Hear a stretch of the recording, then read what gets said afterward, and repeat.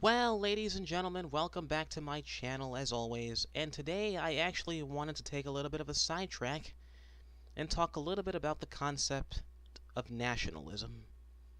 Now, as in recent times, especially with Trump's inauguration into office, whether you like the guy or not, a surge in nationalism has risen back to the surface of its former glory. And today I kind of just wanted to really kind of outline and talk about what nationalism actually is, as opposed to popular postmodernist belief. Generally speaking, when we think of nationalism, we often think of the horrible reign of Nazi Germany, and we often think of figures like Mussolini and Adolf Hitler, and even the Emperor of Japan at that time during fascistic World War II. But I beg to differ. I actually think that nationalism, in its rawest form, is not about hate, it's not about violence, it's not even about despising or thinking that you're better than anybody else. I would argue, and I would make the case, and submit to anyone watching, that nationalism is deeper than what meets the eye. Nationalism is, in part, the belief that every single nation, no matter how big or small, has the right to sovereignty, and that they have the right to determine and to decide the fate of their people and the direction of their people, and they have the right to self-determination, and that the people of that nation have the right to decide how they want to be governed and to choose how they want to be governed, independent from any kind of imperialism or subjugating rule, such as Nazi Germany invading Poland and invading France and so on the like. Hitler and Mussolini and the others fascistic rulers of the 20th century were not actually nationalist. They may have had some nationalistic tendencies, but the main driver behind what they did was not nationalism, but rather imperialism, I would argue. Or you could say a sort of supremacy doctrine. But real nationalism is just simply having a love and passion for one's country and wanting to see one's country's interest be represented before anybody else. And I think that's only natural. And I think that is, in part, what is necessary. I know a lot of globalists exist today and they have a vision of one world government, but if we were to be honest with ourselves, one world government is, I think, a lot further away from simple nationalism.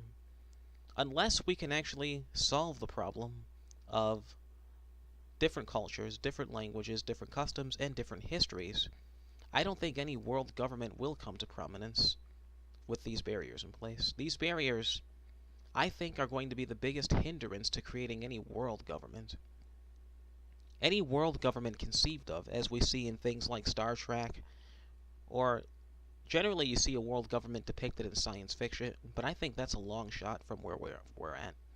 And you could say I'm making an argument from pragmatism rather than principle, but I would submit that the argument for pragmatism and principle applies.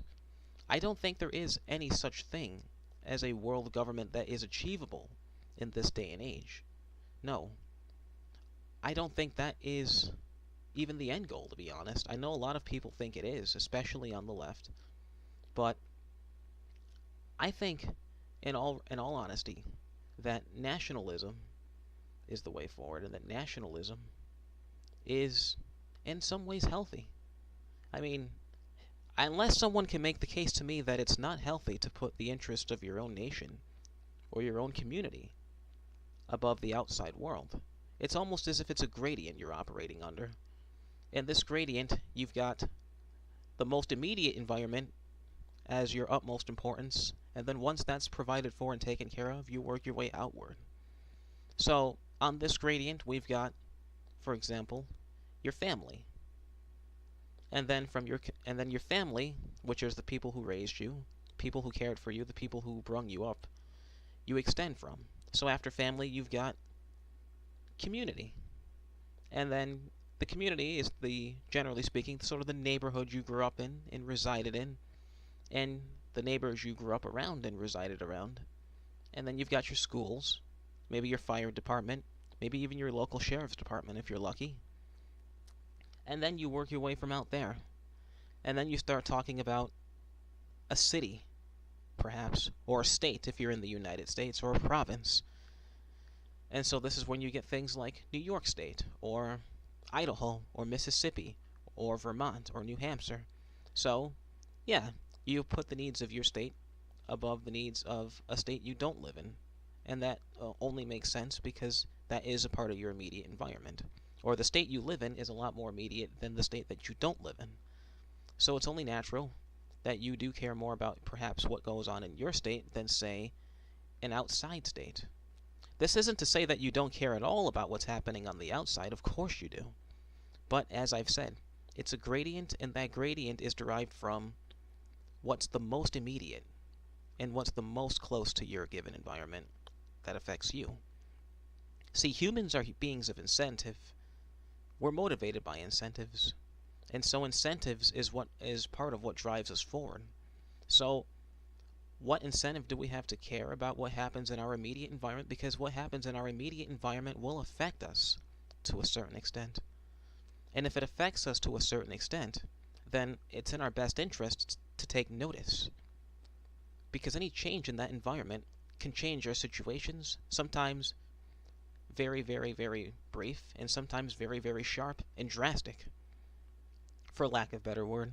So it's in our best interest to ensure that whatever happens in our said community or our said immediate environment, or our state or our family, is something that is beneficial, theoretically, rather than something that is detrimental. And again, this all ties back into nationalism. I think America should come first, by all means. In fact, I would even submit to globalists the question of why shouldn't America come first? It's our homeland, it's the country we live in, and it's the country that our families reside in. And so, given that that means whatever happens in America is going to have the most prominent effect on those who live there, since that is their immediate environment, what would be the case for why we shouldn't put America before the rest of the world? This isn't to say we don't care about the affairs of the rest of the world, or that we won't have any influence on the rest of the world. I mean, I'm sure the French Revolution was in part inspired by the American Revolution. In fact, it was very much inspired by the American Revolution. I mean, a lot of people mistake nationalism for isolationism, and it's not even remotely the same. I don't think just because anyone is a nationalist, that makes them an isolationist. We're not arguing against international trade, or commerce, or any kind of free market of ideas between different nations. Of course not. Look, America, in some ways, is a little bit of a melting pot in terms of different cultural influences. American society isn't homogenous in any sense of the word, but that doesn't mean we don't have one common overlapping theme. And I would argue that this overlapping theme that we have in common as Americans is a theme that comes before any other themes in the world from any other nation. So, nationalism is not to be mistaken with isolationism. Isolationism is very similar to what Japan had adopted as a policy for a very long time, until it opened its trade and commerce and influence to the rest of the world, and vice versa. But no, we're not Japan by any stretch of the imagination, and we never were Japan. Of course, America, being surrounded or separated by two bodies of water, yeah, if we talk about nationalism, people can get the impression we want to go back to isolationism. But America is not an island, in the same way that other places aren't an island. We have an impact on the rest of the world in some shape or form, whether we want to or not. So we're not isolationist. But this does not mean that America's interests shouldn't be put first or shouldn't be thought of first. This doesn't mean we hate any other place in the world or that we exhibit any kind of prejudice towards any other part of the world, or that we can't have any kind of peaceful coexistence between other parts of the world and the United States. And I say this as a prideful, loving, caring, and patriotic American. I don't want to see any nation subjugated by another. I don't want to see any nation brought to the knees by another. I think natural rights are universal, although it generally has its roots in Europe and an American concept, I think natural rights are an extension of our innate characteristics as human beings. And when human beings congregate together, they form groups, no matter how arbitrary or realistic they may be. And then those groups decide, through congregation, through collaboration, how they want to be governed, who should be governed, and in what way they should be governed. And I think this is an extension of our own natural rights. And you can ask, what is natural rights? Well, natural rights are rights that are innate to the human condition, which means the only way you can take away any of these rights is if you cease to exist. And I'll do a video talking more about this in the future, because it is a long, long story behind the history of natural rights, or the concept of natural rights. But generally speaking, they're defined as rights that are innate to living as a human being. Rights that can only be infringed upon or taken away if you cease to exist, in short. But that's a whole nother video. But this still ties into nationalism, because nationalism, I think, in some way is derived from natural rights. Not entirely, not exclusively, so they're not synonymous, but I think there is some, even if it's a faint relation between the two, especially when we talk about American nationalism. So I just want to remind all those tuning into this, when you hear the word nationalism, it's not usually about hate or despise or spitefulness or anything like that. It comes from a place of general passion, love, concern, and outright loyalty, if you will, to one's nation, the history of their nation, and admiration for that said nation. And they want the best for their nation. And I think nationalism should be endorsed by every nation, no matter how big, no matter how small, and no matter how insignificant on the global scale that it is. Every people, I believe, has a right to self-determination, self-governance, and the right to decide the direction that they wish to take their people and to take their nation.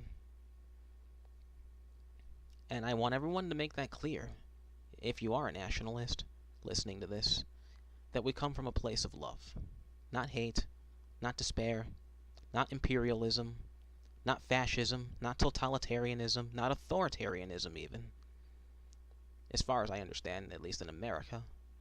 So I just really want to clear that up if there's any confusion over this. I'll do future videos probably outlining my concern over this subject, because I noticed that nationalism in the postmodern days does often get conflated with a lot of negative connotation, and I really want to try to drown out and dispel all of this, because I don't believe it to be true. And let me know what you guys think in the comments about my assessment of this. Do you think I'm wrong? Do you think I'm right? Do you disagree, agree? And hey, look, if you've got your 2 cents you want to add, feel free to do so.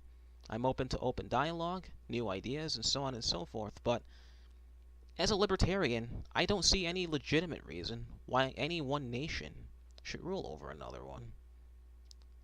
A lot of people might say this is the might makes right argument, but I respectfully disagree with might makes right.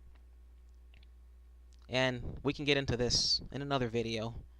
I know this channel is dedicated, or in part is dedicated, to retro gaming, as I've said previously, but yeah, believe it or not, I do have a lot of interest in other things besides gaming. I do take interest in philosophy, especially political philosophy, but in general philosophy, and from time to time I'll be talking about that a little bit too. So let me know what you guys think in the comments section. Like, subscribe, share, add your 2 cents in, and let me know what you guys think on this subject. Is nationalism an inherently evil thing? Does it come from a place of hate? Does it come from a place of love? Does it come from a place of despise and anguish? I think it comes from a place of genuine concern, genuine love, and genuine admiration for one's own nation and its people, and the history of its people. No matter how brutal, no matter how soft, no matter how complicated it may be. So let me know what you guys think. I am a nationalist in some ways, as much as I am a libertarian. So let me know what you guys think. And thanks for watching. Thanks for tuning in. More to come. Peace out. This is Raving Libertopian, signing off. Have a good one.